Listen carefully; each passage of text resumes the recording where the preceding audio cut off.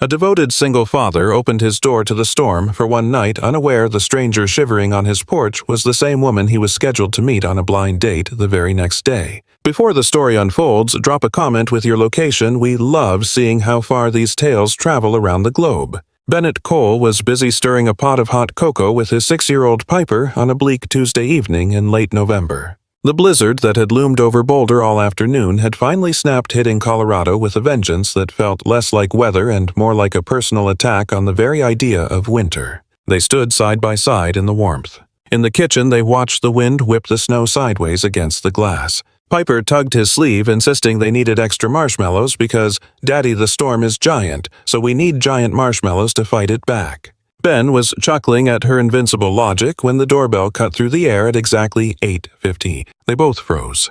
In a whiteout like this, a ringing doorbell didn't mean guests. It meant trouble. "Stay put, sweetie," Ben murmured, moving toward the foyer, mind racing through the possibilities of who would brave such lethal conditions. Perhaps a neighbor with a downed line or a driver who'd spun off the ice into the ditch. He threw the bolt and found a woman on his porch caked in ice and trembling so violently the sound of her chattering teeth competed with the gale. "Please, I am so sorry," she stammered. "But my car died half a mile back. My phone is gone. I need a tow truck.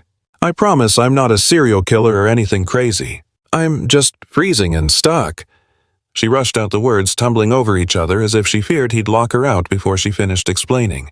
Ben's mind instantly cycled through the protective dad checklist. You don't just let strangers in, not when you're the only thing standing between the world and your child. But the distress was real. She was clad in thin medical scrubs. Her lips were edging toward a terrifying shade of violet. He'd lived in the Rockies long enough to recognize hypothermia wasn't a game. "Get inside," he commanded softly. "Get out of the cold. We'll sort the truck." He stepped back, and the sheer relief that washed over her face hit him like a physical weight. She stumbled over the threshold, and Ben sealed the storm out behind her. She stood there, a melting statue, looking on the verge of tears from the simple shock of warmth. "Thank you," she breathed. "I'm Tessa. I'm an ER nurse at Boulder General. I just finished a 12-hour shift, and my car's been making noises for a week, but I ignored it because I'm an idiot. And then it just quit, middle of nowhere." She was still vibrating with cold. Ben grabbed the heavy wool throw from the sofa and wrapped it around her shoulders.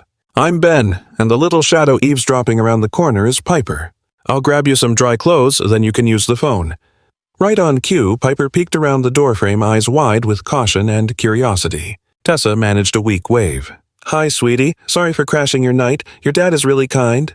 Piper's eyes grew round as saucers. "Wait, you're a real nurse, like you save people at the hospital." Ben left them to bond while he raided his closet for a hoodie and sweats, realizing she was soaked to the skin. By the time he returned, Piper was giving Tessa a detailed medical history of every scrape she'd ever had, and Tessa was listening like it was vital intel. Tessa vanished into the bathroom and emerged looking less like a drowned creature and more like a human. Ben handed her his cell. They stood together, listening to the dispatcher deliver the bad news nobody was coming. The highways were parking lots. No tow trucks would roll until dawn. Tessa's face crumbled as she looked at Ben. "I am so incredibly sorry. I don't want to be a burden, but I have nowhere to go. My friends are across the city, and the roads are a disaster zone." Ben made a choice that was either reckless or righteous, depending on who you asked. "You're staying," he said. "Take the couch. It's suicide to go back out there. And I'm not sending anyone into a blizzard when we have a warm living room available." Tessa looked ready to argue, then slumped in gratitude. "Thank you. Seriously, thank you. I'll be gone at first light." But Piper chose that moment to interject. "Daddy, we have hot chocolate, and now there's enough for 3. She announced it with such pure joy that the tension in the room evaporated into smiles. And somehow the 3 of them ended up around the kitchen island sipping cocoa with way too many marshmallows safe inside, while the storm raged on. Their conversation flowed effortlessly, drifting between trivial nonsense and the things that actually matter. Tessa spun tales of her chaotic shifts in the emergency room, carefully editing out the gore to keep it light for Piper's benefit, while the little girl reciprocated with her own updates. She rattled off school gossip before launching into a serious critique of her father's domestic skills. Apparently, he was a Michelin star chef with pancakes, but an absolute disaster when it came to braiding hair. By 9:30, Ben had warmed up yesterday's spaghetti, and the 3 of them settled in for a surprisingly domestic meal. Logic dictated that sharing pasta with a woman he had just met should feel strange, yet the atmosphere was incredibly natural, as if she had always been there. Piper grilled their guest about the nursing profession with relentless curiosity until her eyelids grew heavy and she could barely keep her head up. Eventually, she dozed off right at the table, forcing Ben to carry her upstairs while Tessa quietly started washing up in the kitchen unprompted. Returning to the living area, Ben found her gazing out at the falling snow, her expression shifting to a serene kind of exhaustion as she faced him. "That kid is something special," she said softly. "You're raising her right." A familiar dull throb hit Ben's chest. "Thank you. It's been a solo act for the last 2.5 years. Since I lost Laura, my wife, I've been trying to figure out this whole parenting puzzle on the fly."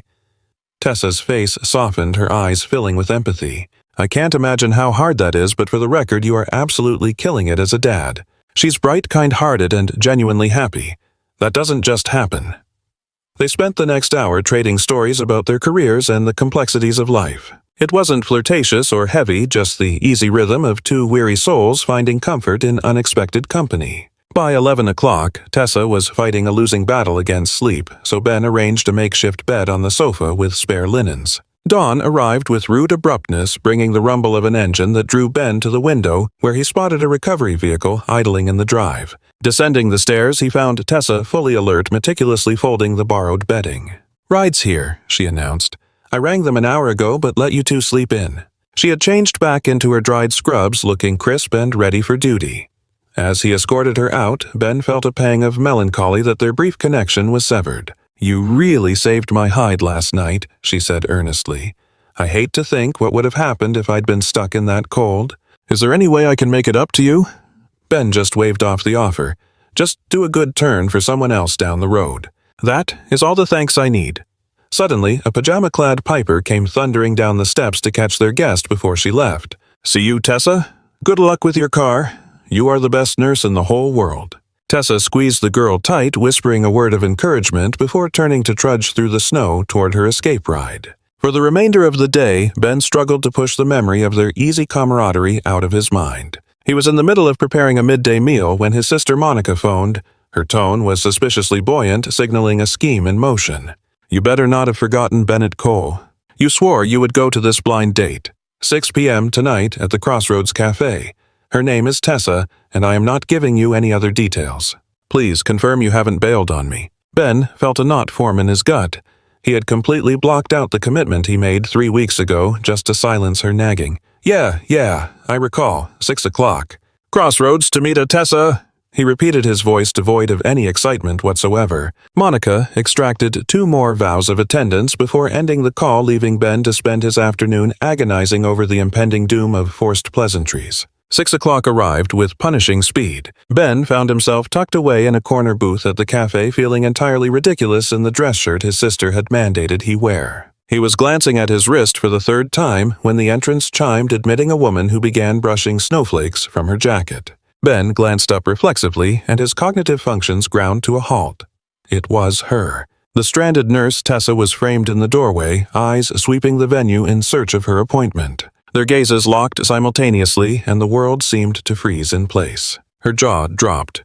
"Ben!" she exclaimed, turning several heads. He scrambled to his feet, nearly toppling his seat in the process. "Wait, you are the blind date." She approached the table, mirroring his bewildered expression, and they stared in silence for a solid 10 seconds before cracking up. It was the sort of hysterical laughter born from absolute disbelief and the sheer absurdity of fate. "I have to say," she managed between giggles as she took a seat, "this tops the list of strange life events." Ben nodded vigorously. "Agreed. What are the chances you show up on my doorstep in a blizzard? And not even 24 hours later, we're sitting across from each other on a setup." They just beamed at one another, unable to wipe the grins from their faces. "So," Tessa asked, "is this too bizarre? Technically, we've already done the dinner date thing, just in reverse order." Ben surprised himself when the words tumbled out before he could stop them. "We should just stay. Think about it. We've already proved we can talk without it getting painful. Plus, you've seen where I live, met my daughter. We basically skipped the whole uncomfortable nice to meet you phase." Fresh coffees landed on the table, and just like that, the effortless rhythm from the previous night returned. Tessa came clean about her profile. Apparently her friends had hijacked her love life without permission. This was the first time she'd ventured out on a date in 2 whole years. Ben traded a secret of his own. His sister had been relentless for months, badgering him to get back in the game. He'd only said yes to finally buy some silence. So basically neither of us dragged ourselves here willingly, Tessa mused. Ben let out a genuine laugh. Not even a little bit. My strategy was the standard polite 1-hour sip and run, but I'm honestly relieved I didn't bail. Tessa's face lit up. Same here, this beats my expectations by a mile. Helps that I already know you're one of the good ones, the kind who rescues total strangers in the middle of a blizzard. What started as a reluctant meeting at Crossroads Cafe evolved rapidly.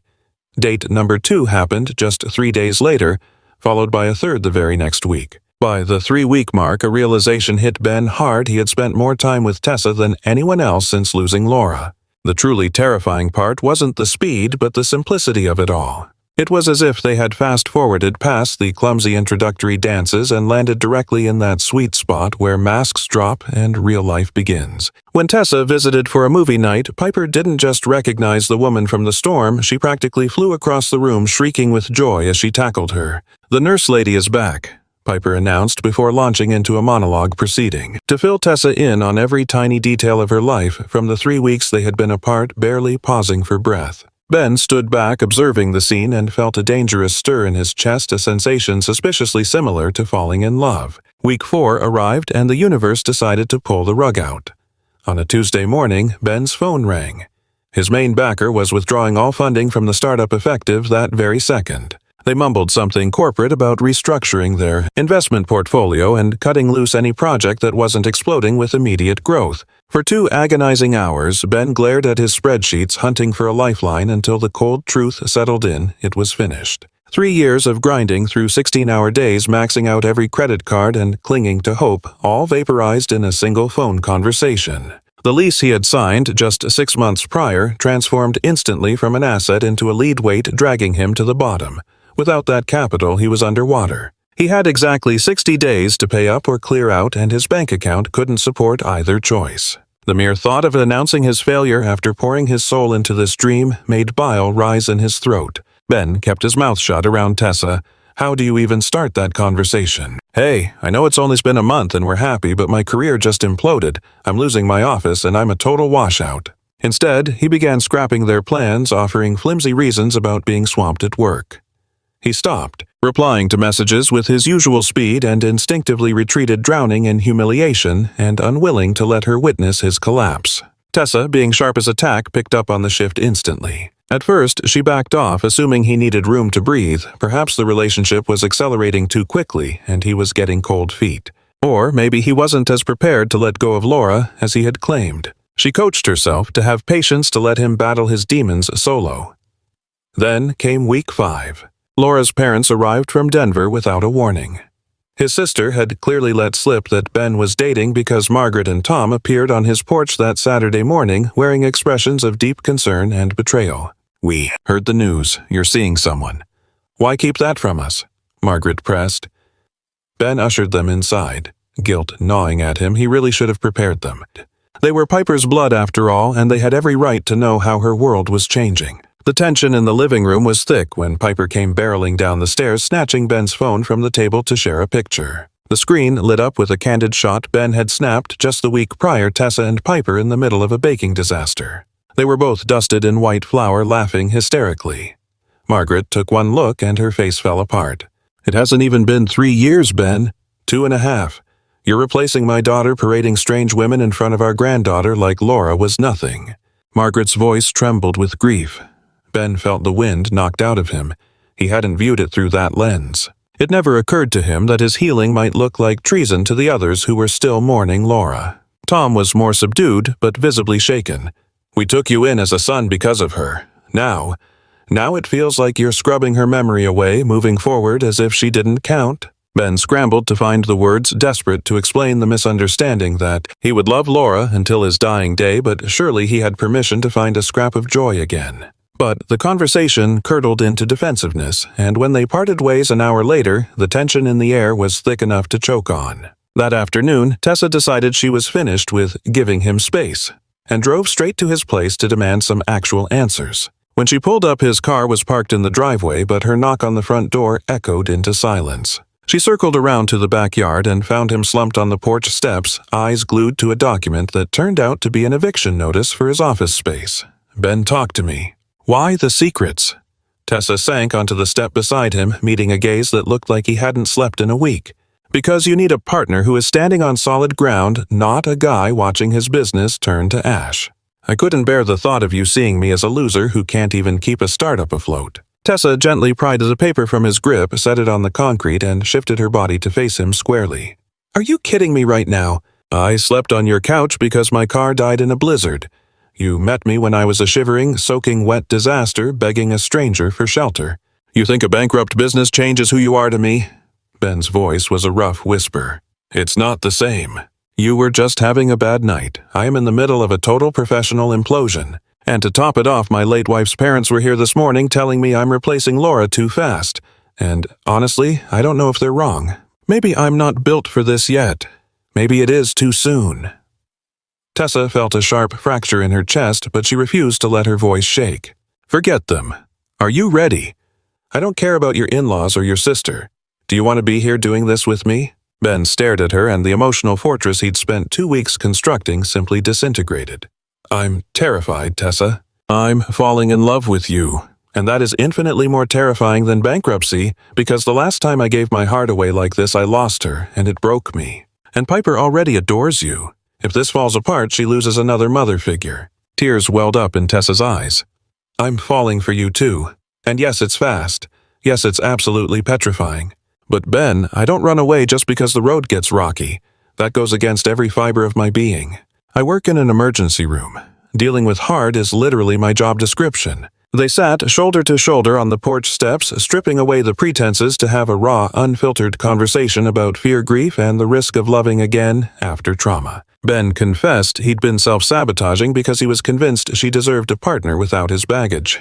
"I don't want better. I want real. And this is real. Your startup failing doesn't scratch the surface of how I feel about you," Tessa insisted.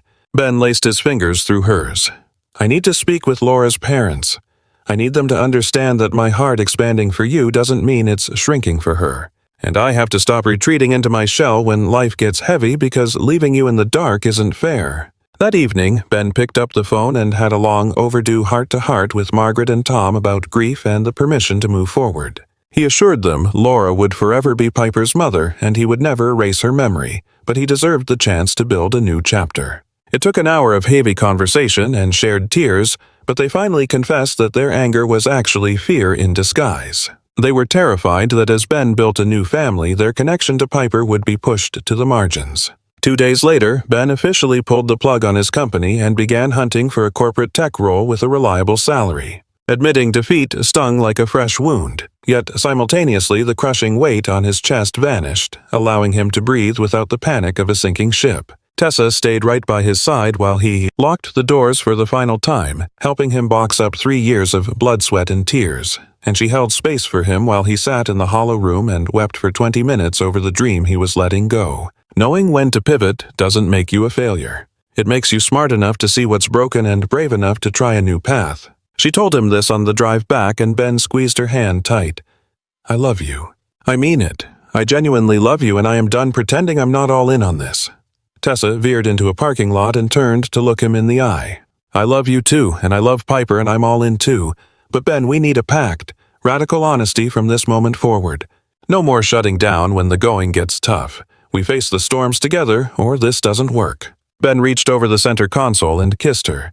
"Deal. Total transparency. We're a team now." Tessa kissed him back, marveling at the absurdity that she'd knocked on a stranger's door during a blizzard a month ago, and now that stranger was the person she wanted to build a future with. And perhaps that was how the best chapters began. Unscripted, accidental, and right when you least expected them.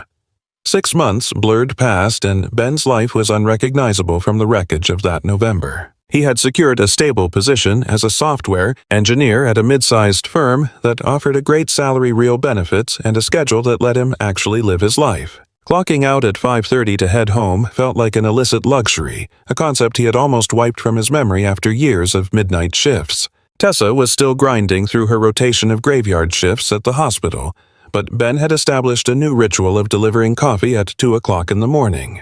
He would arrive just as her energy crashed, armed with caffeine and glazed donuts, effectively charming the entire ER team into adopting him as their unofficial morale booster when the nights turned chaotic. Piper had transitioned to using Tessa's first name, yet the affection was purely familial. She would ask, "Is Tessa coming over tonight?" with the same eager anticipation most children reserved for a beloved aunt. Every time Ben witnessed their bond, he felt his heart quietly disintegrate in his chest. As late November approached, Ben watched the meteorologist track another massive blizzard barreling toward the Rockies. He glanced across the room at Tessa tucked into the corner of his sofa with a novel, while Piper scratched out math problems at the dining table. A sudden sharp clarity washed over him. Exactly 1 year prior, this woman had been a desperate stranger shivering on his porch. Now she was the anchor of his world, second only to the little girl sitting nearby. "Hey!" Ben broke the silence. "Do you realize what tomorrow is?" Tessa peered over the top of her book, looking perplexed. "Wednesday," she ventured. Ben chuckled. "Well, yes, but it is specifically November 23rd. It marks exactly 1 year since you pounded on my door in the middle of a storm and rewrote my entire history without us even realizing it." Recognition dawned on her features, and she lowered the paperback. "Oh, wow, you are actually right. A year ago, I was convinced I was going to turn into an icicle on your front step, and you took a chance on a total stranger. It feels like a lifetime ago." They spent the rest of the evening lost in nostalgia, laughing over the awkward tension of that first meeting and the sheer improbability of where they had ended up. Piper sat captivated, drinking in the story she knew by heart yet demanded to hear on repeat, pressing for details on exactly what thoughts were running through their heads during every beat of that chaotic night. "Daddy," she asked, "did you think she was pretty even when she was all wet and covered in snow?" Ben grinned while Tessa turned a shade of crimson. "I thought she looked like someone in trouble," he answered honestly. "But yes, Bug, she was beautiful, even buried under the frost." The following day, the forecast held true, bringing a storm so identical to the previous years that it felt like déjà vu. The wind howled at the same sharp angle, and the heavy flakes cast that familiar ethereal glow over the landscape, turning the world into a living snow globe. Ben had cleared his schedule, and Tessa had traded shifts to ensure they could weather this storm together. The three of them huddled in the kitchen stirring pots of hot cocoa, just like that inaugural night. Every time Ben caught Tessa's gaze, a silent acknowledgement passed between them, a marvel at how 12 months could alter a universe. At precisely 8 o'clock that evening, the exact moment of her arrival a year prior, Ben asked Piper to entertain herself in her room for a moment. The child offered a conspiratorial smirk, clearly sensing a plot twist, and sprinted upstairs with too much enthusiasm. Taking Tessa by the hand, Ben guided her toward the entryway and swung the door open, revealing the tempest swirling outside just as it had that fateful night. Tessa chuckled. "Are we doing a historical reenactment? Because I have to say I am significantly drier and warmer this time around. The stakes feel a little lower." Ben gripped her hands tighter, his heart hammering against his ribs so loudly he feared it might echo in the hall. "A year back, you stood here freezing, terrified and desperate. I opened this door having no idea I was letting in the love of my life. Tessa, I do not want another year to go by with any ambiguity about our future." With the wind whipping snow around them, he retrieved a small velvet box and dropped to one knee on the threshold. Tessa gasped, her hands flying to cover her mouth as tears spilled instantly down her cheeks. "Tessa Vaughn, you stumbled into my world in a blizzard and never really left. You loved my daughter as if she were your own flesh and blood. You stayed when my business fell apart. You held me together when grief and fear tried to take over. And I want to spend the rest of my days opening doors for you in every sense of the word." He flipped the lid, revealing a modest, glittering diamond. It was not extravagant, they were real people with student loans after all, but it was sincere and perfect. "Will you marry me? Will you let me be your sanctuary after those long shifts? Will you build this chaotic, wonderful life with Piper and me?" Tessa was weeping openly now, nodding frantically like a bobblehead on a dashboard. "Yes. Oh God, yes. 1,000 times yes. I love you so much. It is the most perfect proposal in history." Ben rose, sliding the band onto her finger before sealing the promise with a kiss as the snow danced into the hallway. From the landing above, a high-pitched shriek erupted. "She said yes. I heard her say yes. Can I come down now?" The couple broke the kiss, dissolving into tearful laughter. Piper thundered down the steps and collided with them in a fierce hug. "Does this mean Tessa is going to be my actual mom now? Like officially official?" Tessa dropped to one knee so she could look the little girl in the eye. I'm marrying your father, which makes me your stepmother. I promise to love you and stand by you forever, but Laura is your mother and she always will be. She always. We will keep her memory alive together, okay?" Piper didn't wait for another word, wrapping her small arms tight around Tessa's neck. "I know. Daddy tells me stories and shows me the photos, but I'm just so glad you're staying." 6 months passed, and they tied the knot in May once the winter frost surrendered to the lush green of the mountains. It was an intimate affair tucked away at a nearby spot with only their nearest and dearest in attendance. Piper stole the show as the flower girl decked out in a violet gown she chose herself, guarding her basket of petals with the seriousness of a secret agent. Monica, Ben's sister, used her speech to claim total victory for arranging their blind date, conveniently ignoring that the blizzard had beaten her to the introduction. Tessa's colleagues raised a glass, joking that they thought she was already married to her career and would never settle down. In the front row, Margaret and Tom wept openly, their tears purely joyful, having finally realized that Ben's new love didn't subtract from the history he shared with their daughter. It only expanded his heart.